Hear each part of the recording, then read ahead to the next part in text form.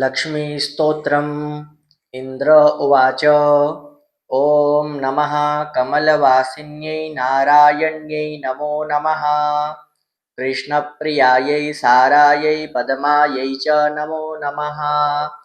पद्मपत्रेक्षणायै च पद्मास्यायै नमो नमः। पद्मासनायै पद्मिन्यै वैष्णव्यै च नमो नमः। सर्वसम्पत्स्वरूपायै सर्वदात्र्यै नमो नमः। सुखदायै मोक्षदायै सिद्धिदायै नमो नमः।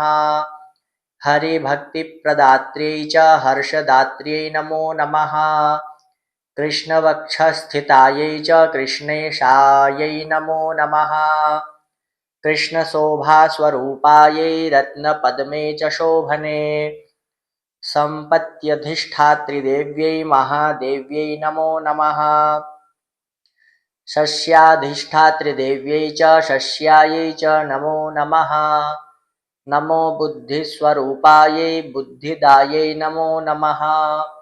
वैकुण्ठे या महालक्ष्मीर्लक्ष्मी क्षीरोदसागरे स्वर्गलक्ष्मीरिन्द्रगेहे राजलक्ष्मीन्नृपालये गृहलक्ष्मीश्च गृहिणां गेहे च गृहदेवता सुरभिः सा गवां माता दक्षिणा यज्ञकामिनी अदितिर्देवमाता त्वं कमला कमलालये स्वाहा त्वं च हविर्दाने कव्यदाने स्वधा स्मृता त्वं हि विष्णुस्वरूपा च सर्वाधारा वसुन्धरा शुद्धसत्त्वस्वरूपा त्वं नारायणपरायणा क्रोधहिंसा वर्जिता च वरदा च शुभानना परमार्थप्रदा त्वं च हरिदास्यप्रदा परा यया विना जगत्सर्वं भस्मीभूतमसारकम् जीवन्मृतं च विश्वं च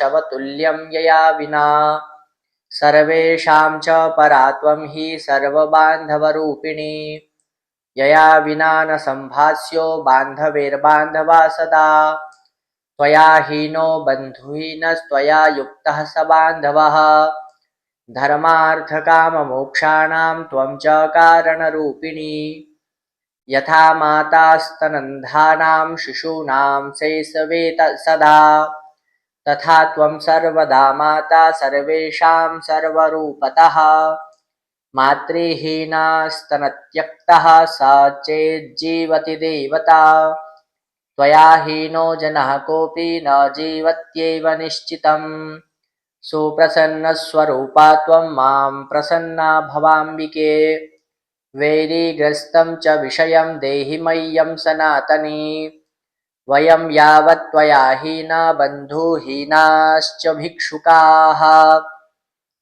सर्वसम्पद्विहीनाश्च तावदेव हरिप्रिये राज्यं देहि श्रियं देहि बलं देहि सुरेश्वरी कीर्तिं देहि धनं देहि यशो मह्यं च देहि वै कामं देहि मतिं देहि भोगान् देहि हरिप्रिये ज्ञानं देहि च धर्मं च सर्वसौभाग्यमीप्सिताम् प्रभावं च प्रतापं च सर्वाधिकारमेव च जयाजयं पराक्रमं युद्धे परमेश्वर्यमेव च इदं स्तोत्रं महापुण्यं त्रिसन्ध्यं यः पठेन्नरः कुबेरतुल्यः स भवेद् राजराजेश्वरो महान् सिद्धस्तोत्रं यदि पठेत् सोऽपि कल्पतरुर्नरः पञ्चलक्षजपेनैव स्तोत्रसिद्धिर्भवेन्नृणां सिद्धिस्तोत्रं यदि पठेन्मासमेकं च संयतः महासुखी च राजेन्द्रो भविष्यति न संशयः भविष्यति न संशयः इन्द्रकृतं लक्ष्मीस्तोत्रं सम्पूर्णम्।